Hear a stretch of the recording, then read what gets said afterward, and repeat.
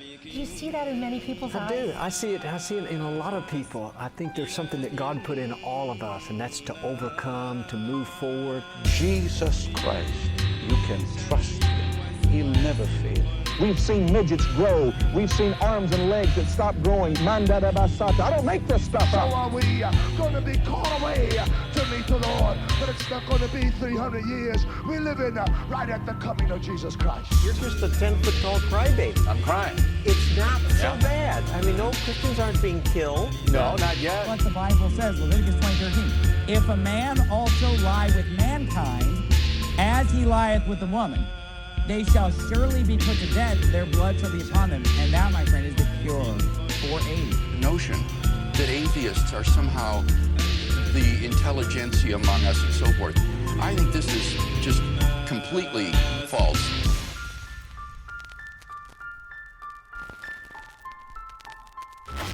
Hey everybody, welcome to the Age of Reason podcast.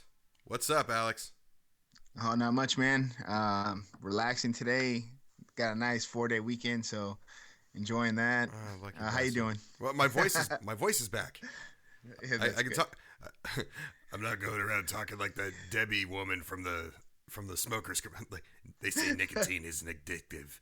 How can they say that? I don't sound like her anymore, so that's kind of cool. What's new with you? Oh, not much, man. Just been, like I said, enjoying the time off. Had some good family time this weekend. Some filet mignon yesterday, so I was eating good, like always. You and food. You don't look like you're eating as much as you normally do anymore. I don't know, bro. I'm getting fat. I seen some pictures of myself over the weekend, and I was like, oh, it's time to... Oh, your face looks thinner than it usually does. I remember when I saw you, what was it? I saw you in Vegas twice or once or something. And then I saw you once, and then 6 months later, we were in Vegas, and I'm like, what the fuck? Where'd half of you go? And you're like, I just stopped eating. And then that quickly ended as we got the buffets and all that shit. Oh, man. Yeah, so what about you? What have you been up to? Just basically working a lot and trying to stay out of political arguments with certain people and having some with others. I was having an argument with a guy the other day. It started off well because he was, without knowing my position on this, because him and I have never discussed it, he described my position on guns. And he's a right-wing Christian Republican. And he's anti at least walking around with guns. So I'm like, oh, okay, we're good there. And then we got into Merrick Garland and the Supreme Court nomination. And I need to look this up. It just happened yesterday. I have not had a chance to fact check it, but he told me 150 times approximately the president has not nominated a Supreme Court justice in his final year. And I'm going to call bullshit before I even vet this. Because, yeah, exactly. I see the look on your face. I'm like, 150 times? Are you fucking... They don't need facts. I don't know. There's probably a meme floating around out there that says 150 times and has a terrible picture of Obama in the background. Well, they realize, right, that you this only happens every 4 or sometimes 8 years. So, and 150 times 4 is much older than 230 years that the Supreme Court justices have been in place. Perfect. Yeah, so he, but we then got into the argument of whether or not this is Obama's job, and he said it should be left up to the people. I'm like, it was when they elected Obama for a second time. No, this is BS. He shouldn't do this. He's just going to try to put a liberal person up there. I'm like, and the conservatives are only saying this so they have a chance of putting a conservative judge up there. It's not supposed to be political. This is supposed to be an unbiased branch that's law-based only. Yeah, and we talked a little bit about it last week, but I don't think I talked. I mentioned that I would have preferred a much more progressive justice, right? I mean, this guy is somebody who's been praised by both sides, right? For being, a fair, he good at what what he does. So the criticism, of him, it's interesting just because, like Bernie said, Bernie said the same thing. if it was him, he would have put a much more liberal judge up there. Yeah, so they should take what they can get because there's no way they're winning this election. Yeah, and that's the part to me that's just like, this shows the lack of long-term thinking because, come on, I mean, they should realize Trump, they already know the whole Republican Party is already in shambles trying to figure out who they can, have a contested convention and nominate instead of Trump. They're already worried about that. They should realize this is just something they should just give up on, and it's not worth the long-term damage that it's going to do to them. Yeah, you bring up a really good point there. They should really take what they can get. And Obama, I think, did a great job picking this guy and giving, with this being the only the only argument that the right wingers have is we said we weren't going to do it, so we're not going to do it. It's just showing how just in shambles our Congress is. And Obama's proven a very good point because I said this last week. I mean, the last nomination that Obama got, these guys were yelling for Merrick Garland. And even a year ago, they were talking about putting Merrick Garland up there. So, and they're coming out and they're saying, it doesn't matter if he was nominating me or George Bush or, whatever, I would still say no. And it's just like, how fucking stubborn can you be? I don't know. So, I've been thinking about this. Now, we'll get into the terrorist attacks because we've had 3 in the last, 6 days. But before we get into that, I mean, a lot of people have said, and I agree with this, if we have any terrorist attack aids Trump and Cruz, and a terrorist attack in the United States will dramatically aid Trump and Cruz because everybody goes over to fear. But do you think, no matter what the Republicans do you think Trump is inevitable, or do you think Ted Cruz has a chance of winning the nomination? Well, it's funny that you said that because me and my wife were talking yesterday, and I'm not sure if you've heard recently that they brought their wives into all that drama because that's presidential. And I was talking to my wife, and I almost called you when I was talking to her because I think I discovered Ted Cruz's path to nomination. What he needs to do, I'm not sure the next Republican debate, hopefully it's soon. He needs to walk up, extend his hand to shake Donald Trump, and just bitch slap him. Now listen, this is a twofer. Number one. What? Number one, right? We know Republicans are about big and strong and manliness, right? So he's gonna show his strength by coming out there and bitch slapping Donald Trump. Oh my God, the look on Trump's face and the look on Cruz's as he's raising his eyebrow like he always does. That's the twofer, right? The reaction of Donald Trump's rich preppy ass after he gets bitch slapped. Where he starts calling for security and arrest this man and I'm going to sue you. All that shit would be so priceless. It would cost Trump the nomination, and it would be Cruz might have to he would get sued, I'm sure. But he'd have the nomination. He would win. People would start saying, not normal people like, on our side, but the Republicans would start saying, look at this. Man, he stood up for his family values. He came out there. I'm telling you, bro, I figured out the way Cruz is going to win nomination. And it's usually the most simple answer is the best route to the best road to take. And I was waiting for this elaborate scheme or plan that involved Cruz and his cabinet and all of his supporters. And nah, just show them how the Jesus hand is way strong. That would, what it would do? It would. It would go down in history. That would, if anything, because I think a lot of the Republicans, I think Cruz and Trump at least are smart enough to know that there is a very slim chance that they're going to beat Hillary or Bernie. So what better way to go out? Could you imagine the media? They think they're getting media coverage, like Trump's getting media coverage now. That's going to be everywhere. Can you imagine the gifts that are going to come out from that? Holy shit. If it's not a path to at least the nomination, it's definitely just a path towards, there'll be a statue somewhere. Somebody will build a statue of Trump's face is turning to the right and, and that'd be awesome.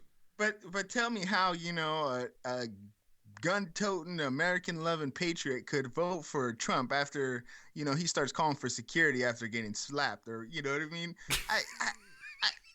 He would just. You know what he's gonna say? Nobody would vote for him. He's gonna say that it's a sucker punch. Like that'll be the route that he takes. Yeah, but no, regardless, right? So if you sucker punched a normal, right? Somebody sucker punches me, right?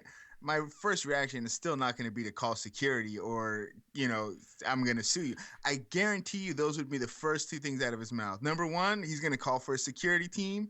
Number two, he's going to say, I will sue you. I'll sue at you for everything you got, blah, blah, blah. Could you imagine if he didn't, though, and a scuffle on the ground of a slap fight took place afterwards? No, that's what my wife was saying. But you saw the gif of the protester running up on stage. Yeah, exactly. Which way do I go? His scared ass. Honestly, he's probably never been into a fight. I'm sure he hasn't. His reaction would be so priceless, and in my opinion, it would just cost him the election, just because everybody would see what kind of rich, stuck-up bitch he really is. So do you think that's the only way? So the whole I can stand in Fifth Avenue and shoot somebody and not lose any voters and all that, do you think this is his kryptonite? Is somebody needs to just slap him? And what if he cries? What if he just starts bawling because nobody's ever treated him like that before? Slap him out of his toupee. Could you imagine what the hair would do? He's sitting there and he's got a bald head and his orange toupee. It looks like a little ferret is on the fucking ground, or like a chinchilla or something has escaped on the stage.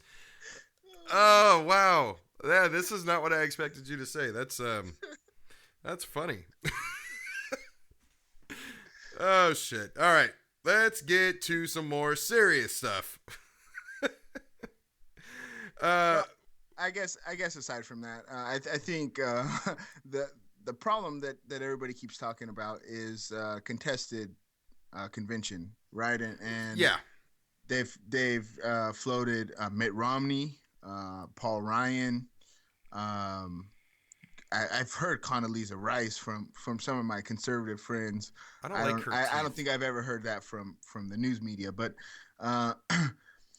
it's they don't want Trump. I mean, the people, the elected Republicans don't want Trump.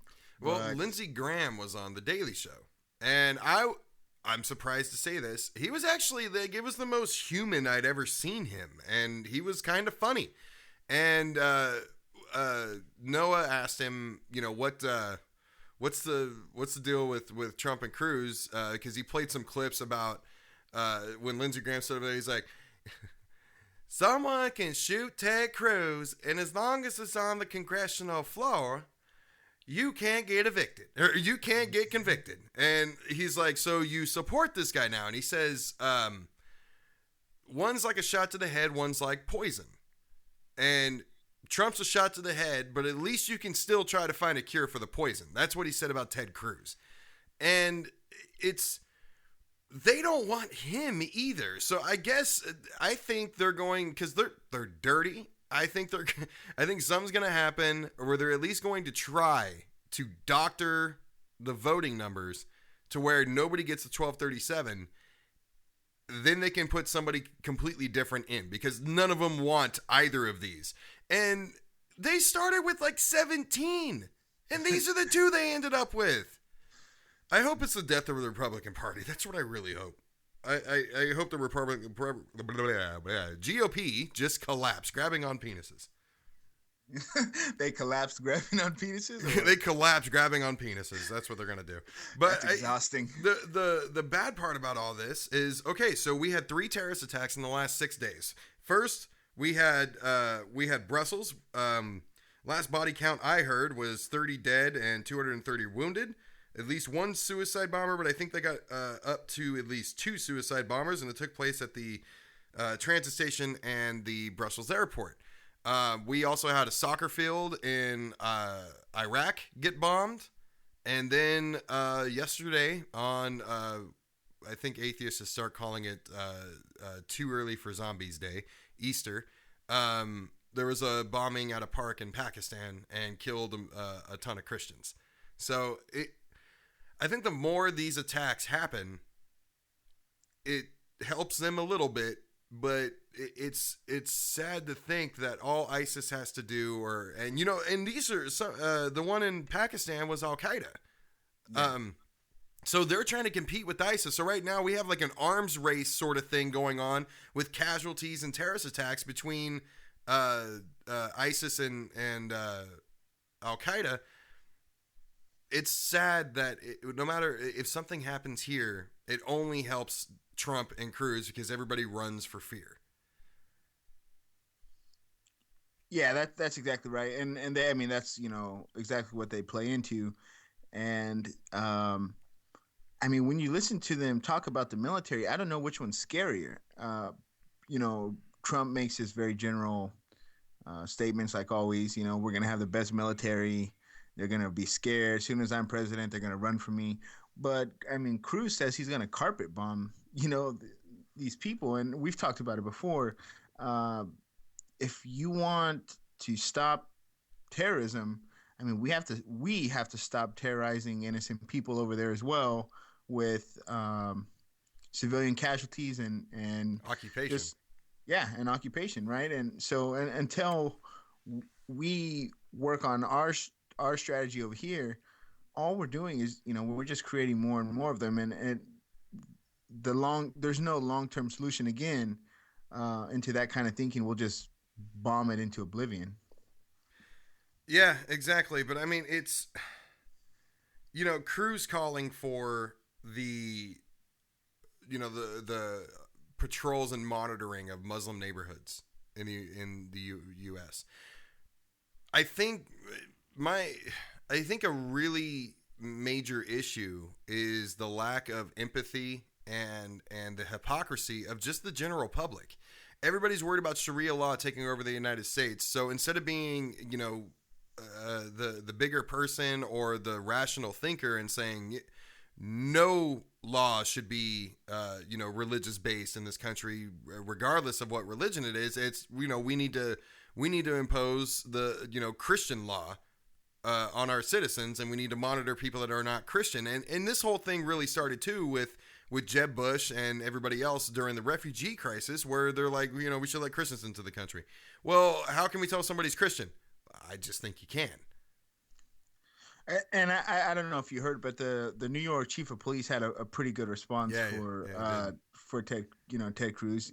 He said, I forgot if it was, he named the amount of Muslim police officers they had, on the New York City police force. And, he said, are we supposed to, monitor them too? Or, how do you, I guess that's probably something that Ted Cruz would not even, consider, that people that protect him might, be the same people that he's afraid of, or they would like to deport.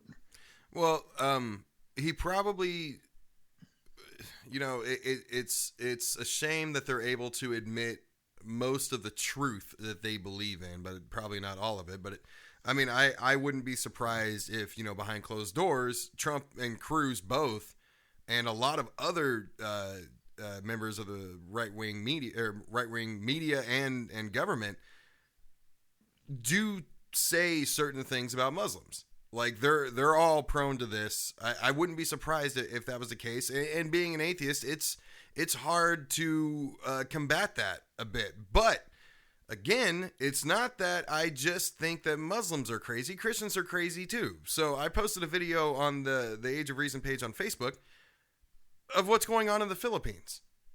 These guys, there's like a whole parade of people that go around like flogging themselves, and they crucify themselves, and it's just madness. And they do this every year on Easter. Some people have, like, they were talking to this guy that couldn't have been over the age of like 25, that, this was his 11th time. Other people have been doing it for 20 or 30 years.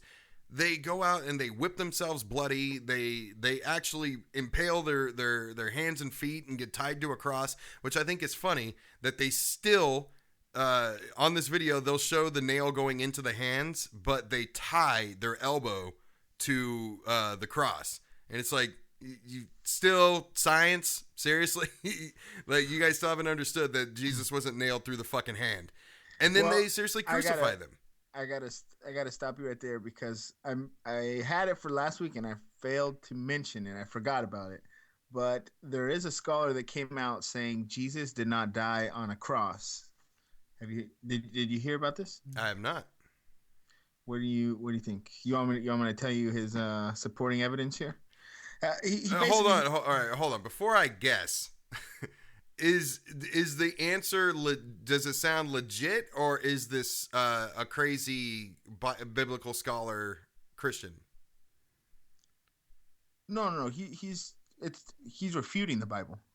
Okay, so he didn't die on the cross. So the question is where did he die? So what this guy's saying is he wrote a 400-page thesis on the topic. So obviously it's not a small pamphlet. It's a pretty thick book. He said the problem is descriptions of crucifixions are absent in the antique literature. He's saying that at the time of Jesus' supposed crucifixion, that wasn't normal way of execution, or it just didn't fit with the time period. Okay, so I've heard other people also refuting the Bible that said that say that crucifixion was a popular method of execution. So later on, like thousands of years later, maybe, or what this guy's saying is that that in pre-Christian and even all the history, the text around that, crucifixion is not mentioned as much as it would, as much as Christians would like you to believe, I guess. Really? So, because that's just weird. I've heard the opposite argument when an atheist is trying to tell a Christian that what happened to Jesus wasn't anything special. Like it happened all the damn time. This is a quote from the guy. He says, if you're looking for texts that depict the act of nailing persons to a cross, you will not find any besides the Gospels. And this, so interesting. I came across it recently. The guy's name is Gunnar Samuelson, and he's a theologian. And like I said, he wrote a 400-page thesis about it. So he's obviously did his homework. So it's an interesting little. We'll have to post that tidbit, I guess. Yeah, we'll have to post that. One bit of religious study that I did over the week is I watched A Girl in the River, which is a new documentary. It won an Oscar for, I believe, Best Documentary. So it's about honor killings. This girl fell in love with this guy who belonged to a lower financial class family. And her parents were against it, and she went off and got married in the middle of the night, or at least behind their back. And when they found out about it, her father and her uncle took her out to a river, and her uncle shot her in the face. But right as her uncle was pulling the trigger, she turned her head, and it kind of just went through the side of her face, and she fell in the river. And swam. They don't really talk about the distance, but basically swam out of that area, and then was picked up, taken to the hospital. She survived, and she's currently living with the family of her husband. Well, I'm sorry. What country was this set in? This was. I want to say it was Afghanistan.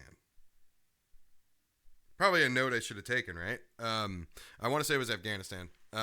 But so she was shot in the face in the river, and during this documentary, they're interviewing the father and the uncle, and mainly the father. And the father is standing by what he did. He said, you know, if this is where Allah wants me to be, is locked up in a cell for what I did, that's fine. But you don't go behind your back and dishonor your family like that. So so they do lock him up, him and the uncle, and then they start getting village elders involved. And the village elders play a huge role in how crime is dealt with. And basically what the village elders tell this family that she's living with, her husband's family, is if you don't forgive him, you're going to be shunned in your own city. And so the elder of of her husband's family, which is his older brother, basically is telling her, like, look, you got to forgive him or else we're not going to be able to live here. And we've built a life here and all this. So she ends up forgiving him and they get released from prison. It's just how I don't, and you know, and they're justifying this. They're justifying it as, you know, she went against Allah. She went against the head of the family, and you know, she should have died for it. But since she didn't, you know, just banish her and make her live over there, and we'll be fine. But see, and I think that's just one example. But honestly, you know, the more, you know, you look into it and stuff like that, you find more and more cases of examples like that. And unfortunately for many of them, the girl doesn't survive. Most of them are obviously successful. Right. And a lot of cases, the family isn't persecuted or is, you know, able to walk free. And, you know, that's why, in my opinion, you know, Islam, is so dangerous in its purest form, because there are some crazy Christian people out there, you know, I admit, but in this modern times, when we have the internet and we have computers and phones and everything, cars and everything that we have now, you just don't find Christian families, for the most part, as fundamentalist as they are, doing this kind of crazy shit. And this is not just that family. The whole town, obviously, the town elders, everybody, right, is okay with it, because that's what they've accepted, and that's, you know, what the conservative, you know, they hold on to that throughout so many different changes in life, you know, and female genital mutilation is right, very popular.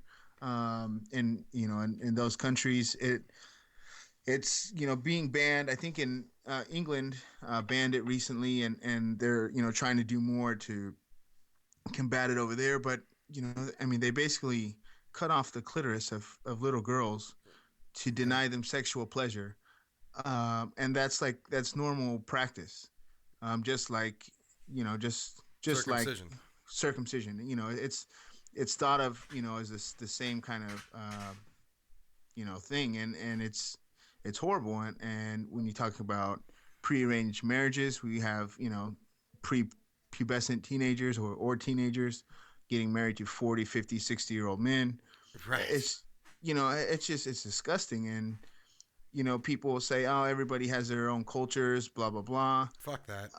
Yeah. You can't, you know, as a liberal person, as a liberal-minded person, I think, you know, every person on the earth should eventually have the same kind of opportunities. And, you know, that should be a goal that we strive for, to have at least the same opportunities. Of course, not everybody's going to make it out the same or anything like that, but to, you know, to have a 13-year-old girl married to a 50-year-old man, you know, her life is ruined.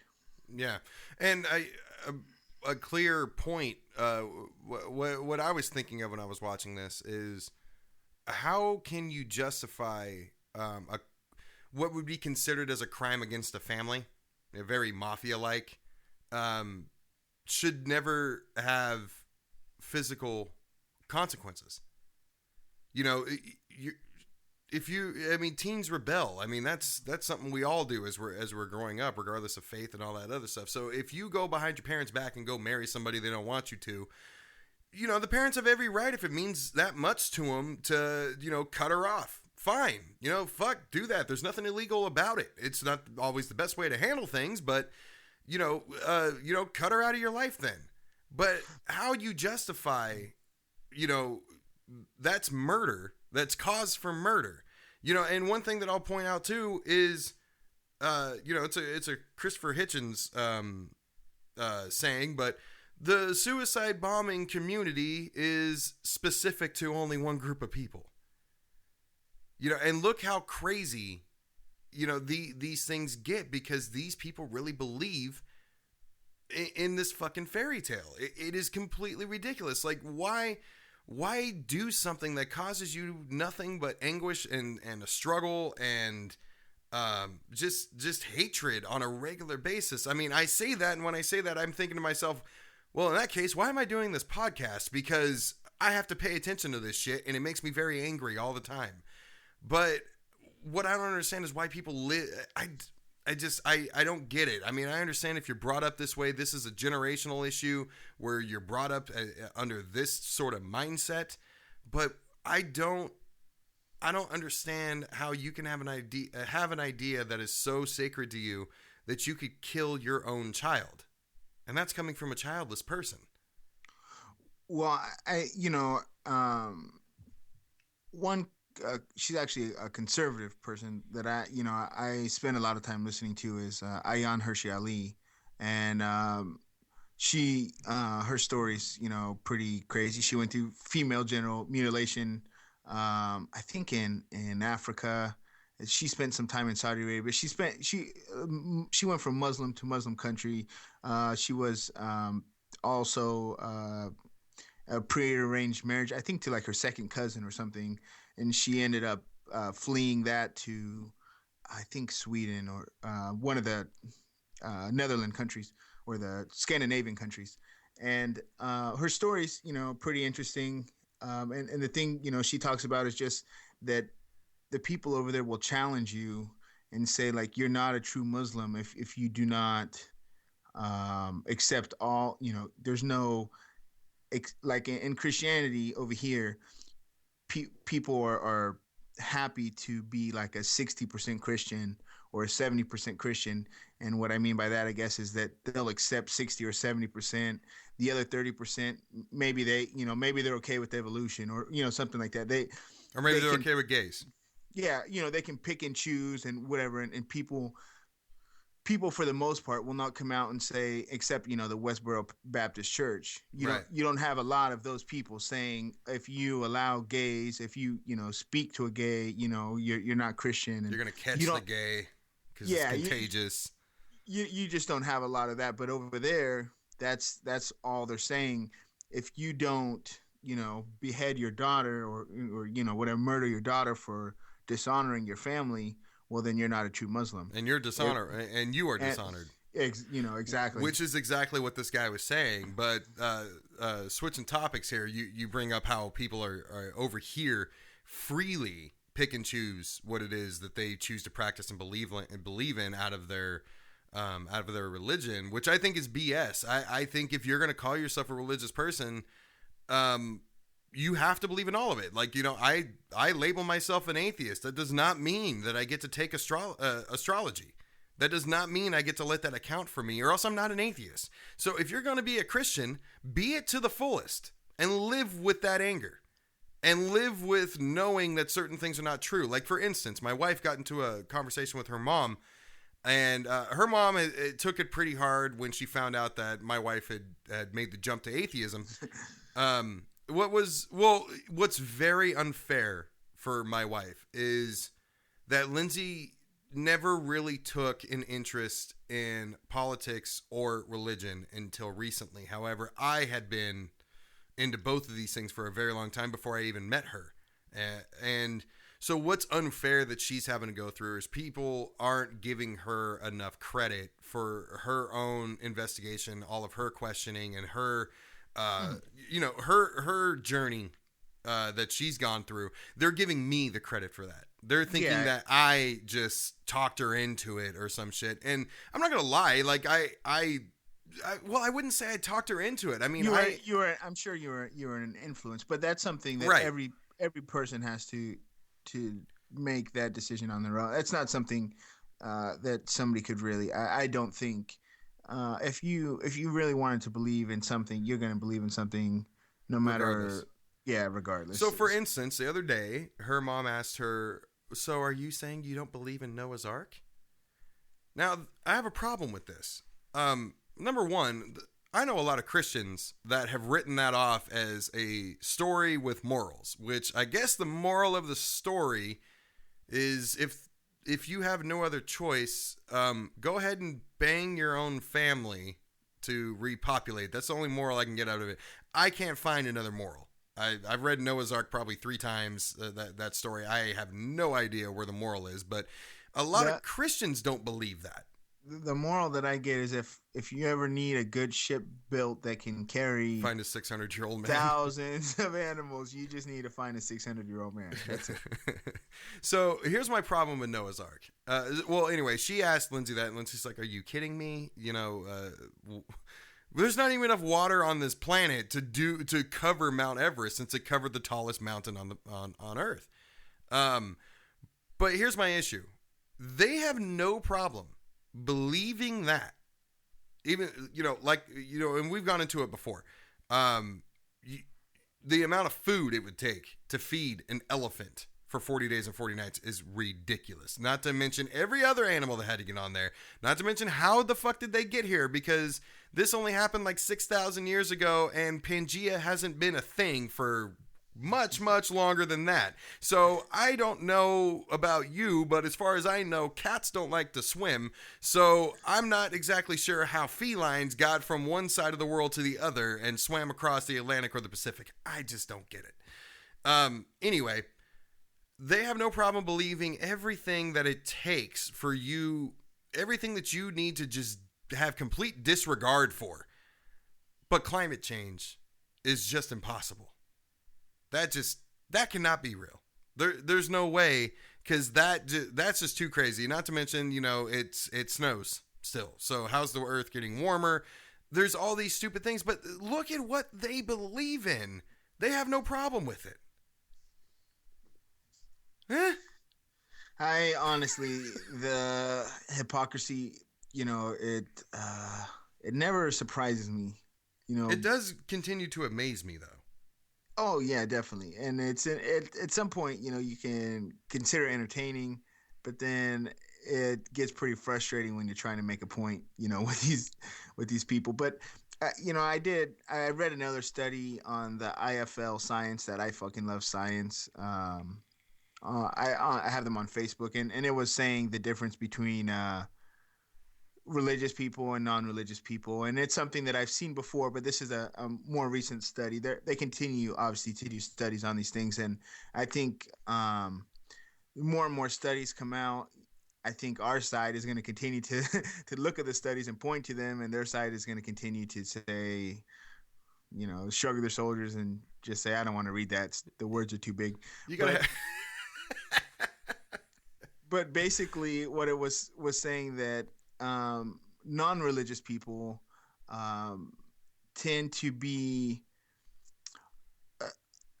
they use their analytical side of the brain more often, and religious people use their empathetic or emotional side of the brain more often. It's something that I've talked about in previous studies, but this is a more recent one, and it was just saying that for a non-religious person, it's easier to override the emotional side with the analytical side, and you're able to, I guess, to better analyze it and take emotions away from it. And on the other side, the more people that were more religious, it was easier to override the analytical side with emotions. Right. And I think, as we learn more and more about the brain, I think that's going to be one that continues to come up, because it makes sense to me when you're talking a lot of times to these people and you see them get so emotionally charged, about immigrants or about whatever the case about Brown Jesus people. or whatever it is, right? They tend to just get so emotional and up, and facts just bounce right off them. So yeah, and it's I was having a gun conversation the other day, and what made that come up was there's a meme floating around that says Priuses have killed more people in previous years in comparison to guns, and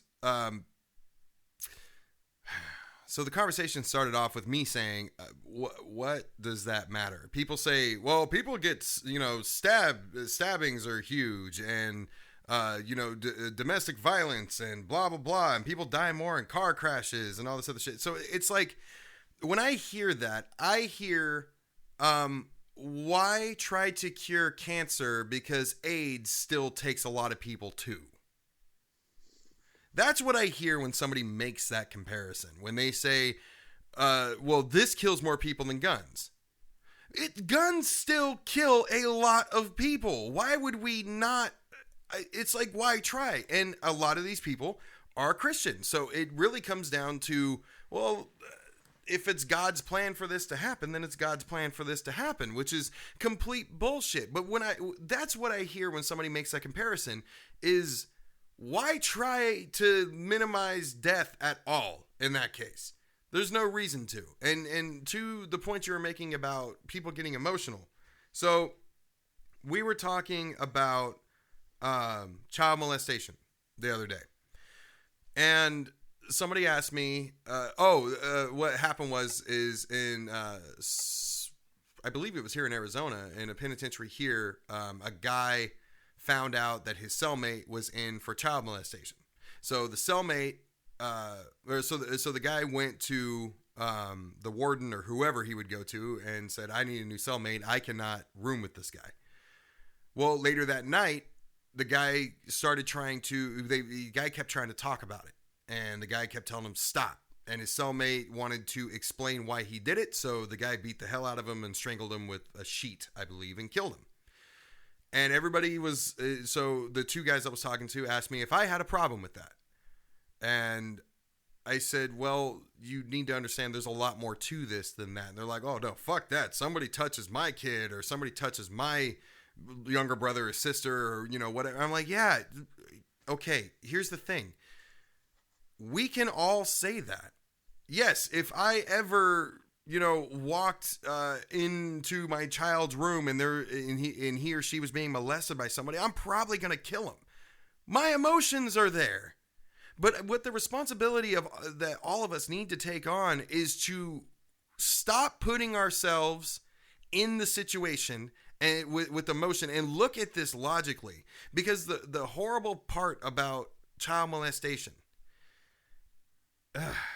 we might lose some listeners here. So the horrible part about child molestation is that these guys and women are not wired correctly. It's the science behind it. What happens is, as you mature through puberty, these people, as we progress and become attracted to people closer to our own age, these people do not. That's the reason for it. It's not a choice that they make. And I can hear it already. Oh, so now being a child molester is not a choice. Yes, being a child molester is a choice. That's different. Being attracted to children is a wiring issue in their head. So, go ahead. Yeah, no, that's as long as you say acting on the things that's obviously where the choice comes in. So what makes it different, than how's this better than homosexuality? Because when you get two consenting adults together, that changes. That's okay. There's no rape involved. There's no molestation involved. That's why. But so when we talk about this, I tell them, I'm like, look, I don't know what what came up was if somebody is determined to be a child molester or no, not even determined to be a child molester, determined that they have this bad wiring, do we just execute them? I don't know the right answer to that. I have no idea. I don't know. And I said, and the difference between me and the two Christians that I'm talking to is I'm not afraid to say I don't know. But again, I don't think Jesus would be more aligned with you. I don't think so. It's a very touchy subject, but it was a documentary that I watched where it explained the science behind this sort of thing. And it's such a touchy deal because unfortunately way too many people have had that type of power taken away from them at a young age. It's a very touchy subject. And this wasn't even in my notes to bring up, but this is a conversation I had the other day. And my only thought was, and it turned into the death penalty part of the conversation too. And my only thought is, we need to spend more time thinking with the analytical side of our brain without our emotions attached to it. Yeah, I guess, a lot of times I try to avoid personal hypothetical situations. It's not worth it. It's not, and it's not even really a good, tool, because most of the time emotions get there when you're talking about a situation or you're trying to make a point, it's much better to take emotions out of it and appeal to the analytical side, I guess. People are just there. What I have found is that people in general, and I don't know if this is strictly the religious people out there that you were talking about that use the emotions a lot more. People are so quick to say, well, if that was me, shut up. You're not that person. Yeah, exactly. It's not. It's much easier. They say hindsight's 20/20 or whatever. It's much easier to go in like Ben Carson and tell you what you're supposed to do during a shootout. In the belt buckle. And you're gonna be on the run, build a pyramid, and store supplies, especially grain. I'm gonna go take a nap. Anyway. Going to let's throw in a light topic here. Rob Ford is dead, and he's not very light, but or wasn't. That's my hero, man. Be a politician, get to smoke crack, get to have a huge emotional rant in a hotel room. God, that shit was hilarious. Didn't he? Oh, he had some women things too, right? Or wasn't he? There was. He had a secretary. Sexting or a secretary or somebody accused him of making comments to her, and the reporters were asking him about it, and the reporter's like, "Did you offer to perform oral sex on your secretary or whoever it was?" And he's like, "No, I'm a happily married man, and I have plenty to eat at home." Oh, that's right. That's what it was. Oh, Jesus, he eats so much. Ew. Anyway, so yeah, Rob Ford is dead. Whatever. He passed away of cancer. That is unfortunate. I thought it would have been one of his an OD or something from his lifestyle, but it is unfortunate he was taken from cancer. How much time we got left? We got 11 minutes. 11 minutes. All right. So I got two more topics to get to. So first off, the Nebraska School Board member, Paul Meyer, is, he's fighting right now to change the label of winter break to Christmas break. This is a big deal, apparently. So this guy was in the news last year for defending Pat McPherson's racist comments on his Obama blog. It's just why Christians are having a hard time picking and choosing their battles. This is so stupid. And what it's clearly just a lack of empathy, because I don't want a Muslim or an atheist child to have to, or a Jew to have to refer to the vacation that we get in the winter as Christmas break. Why is it so important to these people that they force everybody to practice their faith? Yet Obama, there's this huge, he's going to put Sharia law over us, and that's terrible. But that's not Let's be hypocrites and not talk about the Christianity that we enforce on everybody else. It's, religious liberty as long as you're Christian. Pretty much. And speaking of that, there was some good news. The Georgia governor vetoed the bill that was anti-gay discrimination bill. Basically, it was a religious liberty bill, quote unquote. But we know enough about that garbage to know. Right. It was a discrimination bill that actually I think was expected to pass. I think I know the NFL, Coca-Cola, The Walking Dead films there. It was starting. Oh, to really? pull And out they too. came out too. Yeah. So everybody, was threatening the state, and I think that is an example of I guess we laud big corporations a lot, but that is an example of a big corporation doing something, I think, that's responsible and actually,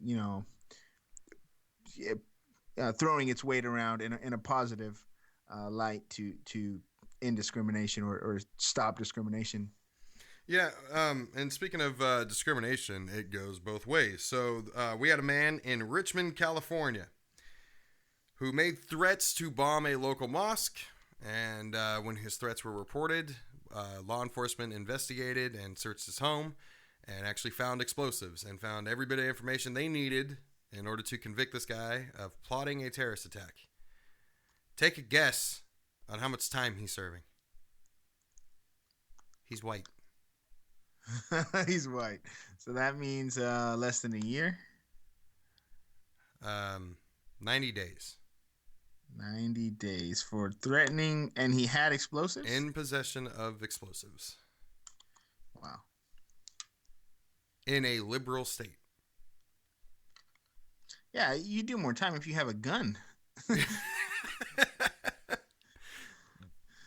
It's for everybody that says that white privilege is a myth.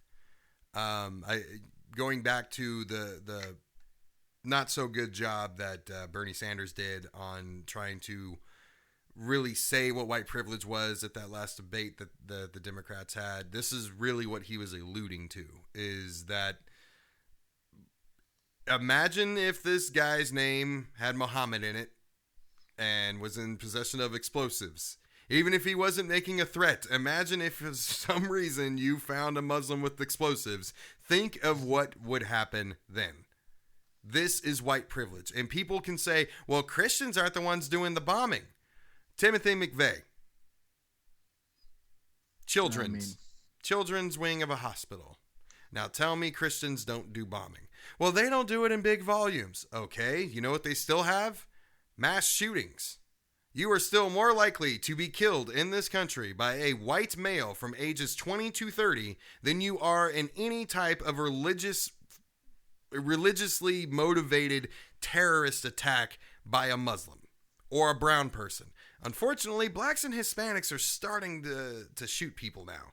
We had our first big black mass shooting with the guy that was fired from his news organization and went and shot the cameraman and somebody else that was there. But it's mainly white people, white Christians that are doing this. This is white privilege. 90 fucking days. Speaking of white privilege, a little bit, taking it back to Bernie. I don't know if you noticed, but every state that Bernie wins, the Hillary campaign comes out as saying, "Oh, we expected Bernie to win there. It was a majority white state." Yeah. And there's a lot of birds in those states too. And that was pretty cool, that little bird thing. But they're even saying Hawaii. Obviously, they're saying the diversity in Hawaii just wasn't up there like the rest of the country. Unfortunately, there is a little bit of truth to that because she is getting the black vote. She has so far, and again, she's getting the black. She's getting the black, but vote, overall minority. Overall minorities, yeah. And there's the hashtag. It's Bernie made me white. I thought that was kind of funny, just because it's for the minority people out there that are voting for Bernie, and I guess now we're getting lumped in. as a white person by the Clinton campaign. Well, speaking of a minority race person that endorses Hillary Clinton, Cory Booker. As we've said before, I respect the guy. I like him. But he was on Bill Maher the other night, and now he's an outspoken Hillary Clinton supporter. And the other night he was on Bill Maher, and he told a story about when his parents were going to buy a house in New Jersey, that they had to send white couples. And this was a regular practice back then. Black couples would pay white couples to go bid on houses. And when the time finally came to buy, they would swap and bring a lawyer with them. And he told this huge story about about everything that happened, and that's how they ended up with the house and living in the neighborhood that they did. What's wrong with the fact that he's a Hillary Clinton supporter? What's one stark issue there? What's one difference between Hillary Clinton as far as experience goes with Bernie Sanders? Well, I mean, obviously Bernie, was arrested desegregating housing. What the fuck? And is that the only reason that he should vote for, that he should be supporting Bernie Sanders? Of course not. But still. Yeah, I think, the whole establishment term gets thrown around a lot, but I think, it's pretty clear and pretty established who they want to win, who the people in power want to win. I mean, really on both sides. On our side, it's Hillary. On the other side, it's anybody but Trump. Right. And, they're fighting hard for it. Obama just endorsed Debbie Wasserman Schultz. She has an outside progressive challenger on the Democratic side that's going to give her a primary in her district, and Obama endorsed her, even though she did a horrible job selling the Affordable Health Care Act. Not to mention all the ties to Hillary Clinton and everything that's going on, stems to her. Yeah, all that stuff. But I mean, to me, she's been an idiot for many, many moons. But she, so you see the establishment, you see, kind of who they want. But Bernie had a great day on Saturday. Yep. I believe I looked at the math. day on Tuesday. Yeah, it was okay. A lot of voter. You saw all the problems that Arizona had over there. Yeah. I asked you if you voted. Luckily, I did early ballot. I voted weeks ago. So people were here standing in line for 4 to 5 hours. A lot of people went home because it was taking too long. They had to get back to work or whatever the case was. There were people in lines until 11 p.m. that night, even though the polls closed at 7. And an estimated 1.2 million people did not get to vote. And I actually spoke with one of these people. She jumped into a conversation I was having with somebody else. I've never met this woman. She just overheard me talking to somebody else and said, "Oh yeah, and the voting issue that took place with Arizona." And we started talking about it. And I said, "Just curious, who are you gonna vote for?" She said, "I was gonna vote for Trump." And I'm like, "I'm so happy this, maybe this helped." Not that it did. I mean, Trump won Arizona, but and then I said, "Look, I don't know you. I'm not trying to offend you, but I have to ask you. Are you stupid?" No, just why? And she said the same thing that I hear everybody say after they tell me they endorse Trump. "I don't really do politics." But the second reason she gave me was, this country's in debt and it needs. I don't know if it needs. She said, "I don't know if it needs to be ran like a business, but Trump is a businessman." And I brought up, okay, well, let's talk about Trump. Oh, well, that's all. That could be all fabrication. I said, "But how would you know? You don't look into it." She said, "You're right." I said, "Okay, well, it's a good thing you didn't get to vote this time, but come November, I encourage you to do research." And I said, and honestly, if you want the same person, Trump voters and Bernie voters are the same people. It's just one side wants solutions and the other side wants an easy way out. One side wants to actually fix the problems. One side thinks by fixing the problems, what we have to do is blame the right group of people. That's the difference between the two. It's love versus hate, wanting the same goal. So it's very easy to tell who a Trump supporter is. Ask them if they pay attention to politics. And if you don't pay attention to politics, don't vote. Well, I would suggest people pay attention to politics first. I would too, but if you're not going to, stay out of the voting booth. We're out of time, but I'm gonna end it with a little bit of irony. One of my employees, he works under me. I'm his boss. He posted the meme yesterday that thank you, Bernie Sanders, for showing me all of my Facebook friends who do not work and want free stuff. Like, I made a comment like, haha, like, pretty funny because I'm pretty sure I'm your boss. Because you work for me. You dumb fuck. Anyways. That's funny, but the Trump meme, the equivalent came out before where I said, and I said this before the meme came out. I'm like, the one good thing Trump is doing is it's identifying all the racist, uninformed, ignorant people that don't read that So, and yeah, it's the whole don't work thing, but it's like we said before. I'm not gay. I support gay marriage. I don't, I don't smoke weed, but I support legalization. Bernie's economic tax plan is not going to cut my taxes, but I still support it. That's the difference. So anyway, with that, we'll go ahead and wrap up here. So follow us at AOR_podcast on Twitter, the Age of Reason podcast page on Facebook, and for everything else, AORpodcast.com. Take care, everybody. We'll see you next week. Peace out.